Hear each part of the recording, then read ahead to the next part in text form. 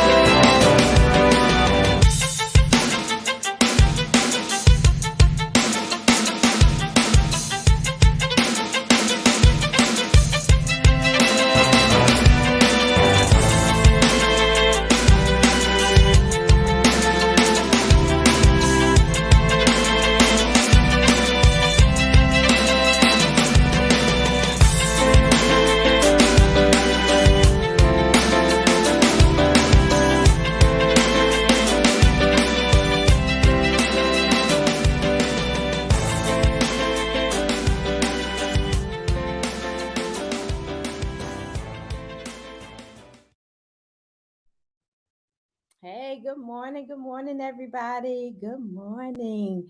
I am Dana Wilson, the CEO and Director of Hair Cares Inc. And today is the last of a six-part series that is sponsored by my upcoming class, which is called Tricho Essential for Locks. So today is the last one. I've had such a pleasure bringing this six-part series to you. And today's topic is how to apply your knowledge about hair loss to stand above the crowd. So, look, the six-part series and my class is geared towards the natural hair practitioner, the loctician, the sister lock consultant, essentially maybe the unlicensed person who really have a desire to level up their knowledge about hair loss so that they can maintain a client with healthy scalp and healthy hair.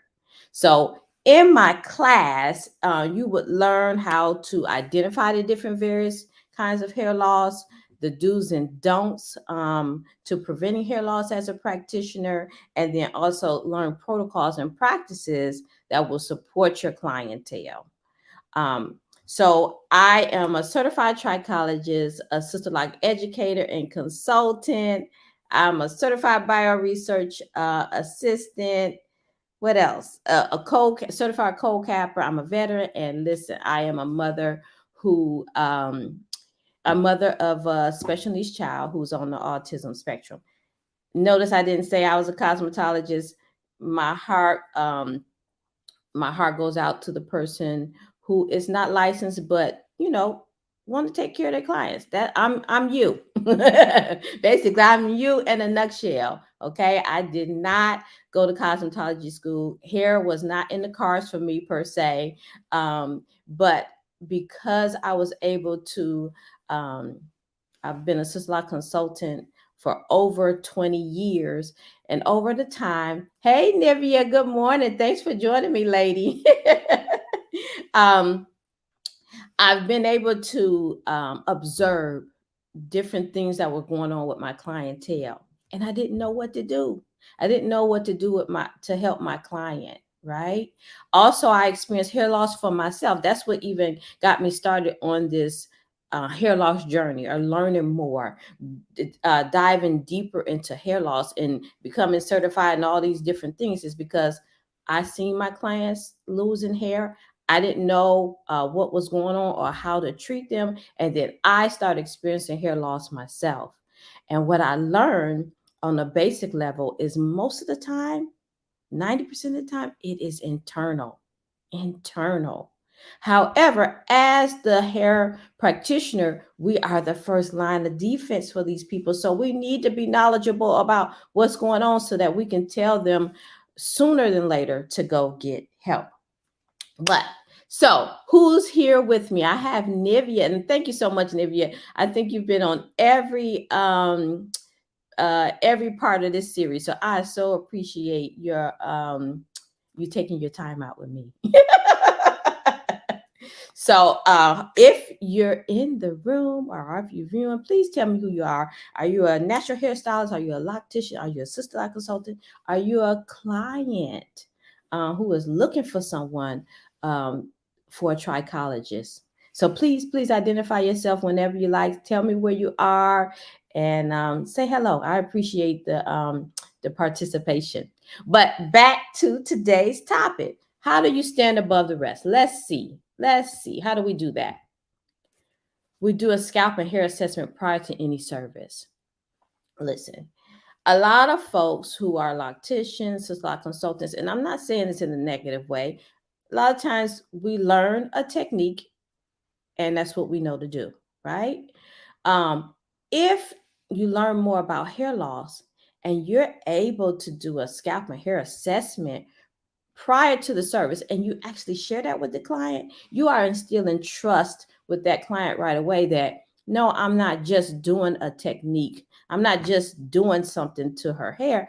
I care about her hair and her scalp.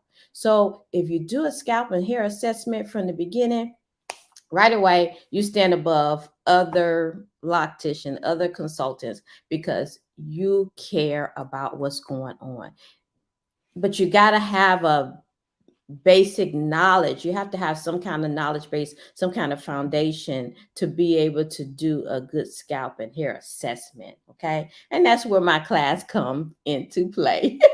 But that is one thing that you want to do is do a scalp and hair assessment prior to any service. I don't care if you're braiding the person's hair, you're doing a comb twist or a two-strand twist.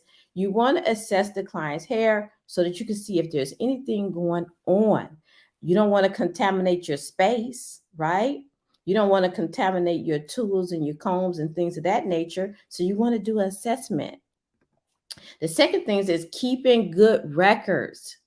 How about you take pictures of your client's hair before you even get started? Um, Unfortunately, because there's not a lot of information about, people are not really knowledgeable about hair loss and scalp disorders. Sometimes the client automatically will believe it is their stylist or the person that's doing their hair, their fault on if something's going on with their hair. But if you're taking records, you could say, no, ma'am, um, no, ma'am, you came in like this, and this is what I observed every time you came in. Keep records, even if it's not a picture, you writing it down somewhere. Do you know the trust that you can start to create with your clients if they know that you care about what's going on with their hair and their scalp? The third one, identify and refer clients to a professional if you see something that's going on. I mean, and that would be a trichologist or a dermatologist. And I'm going to say I'm biased because I am a trichologist. So I would tell you to refer them to a trichologist if something doesn't smell right. If it doesn't pass the smell test, or, if something looks off, right?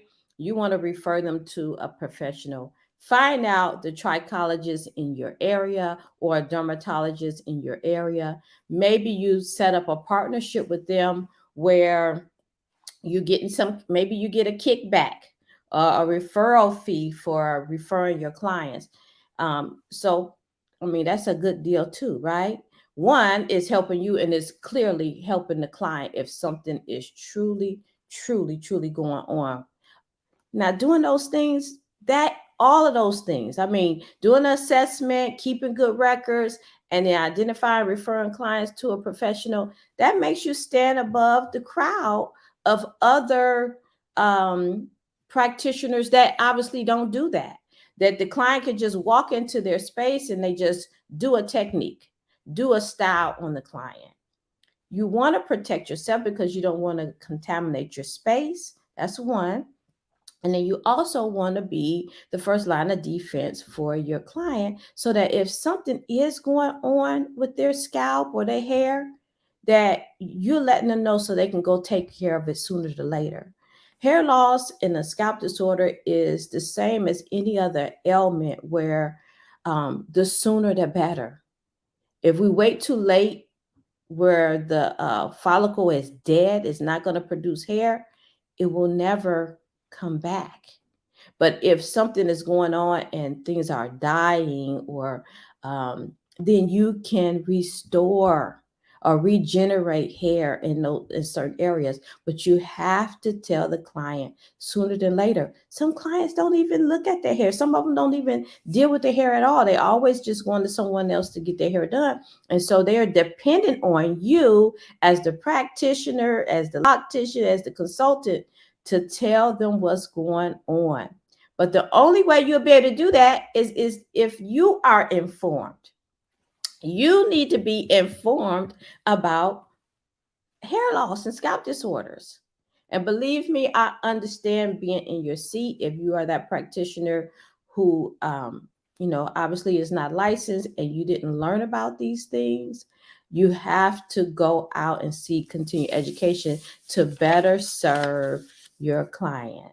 Okay. So if you're the practitioner that have clients who are actually experiencing hair loss right now, if you want to be the practitioner that will be able to identify those things, um, you want to get you some education, which brings me to my class, which is called Tricho Essentials for Locks. Like I said, you'll learn how to identify some of these things, learn the do's and don'ts to prevent hair loss. Are you part of the problem why your clients are losing their hair? Are you doing the locks too tight? We have to ask ourselves those things if we want to be good at our craft. So, thank you so much. This is the last of this particular series. I will be coming to you with more series as well. This was just the first one. So, I so appreciate you spending your time with me. If you want to take the class, this particular class, go to tricholocks.com. You'll learn more about the class, and then also you can register from the class. So this is the last one. Thank you so much. Thank you so much for participating with me. Again, I am Dana Wilson, the director of Hair Cares Inc. For those who are going to be joining me on the replay, thank you. Thank you. And listen, my class is July 11th, next Monday at 10 a.m. So I hope you enjoy the rest of your week. Again, thank you guys so much. I'll see you guys soon. Hopefully, this helps somebody. Have a good day.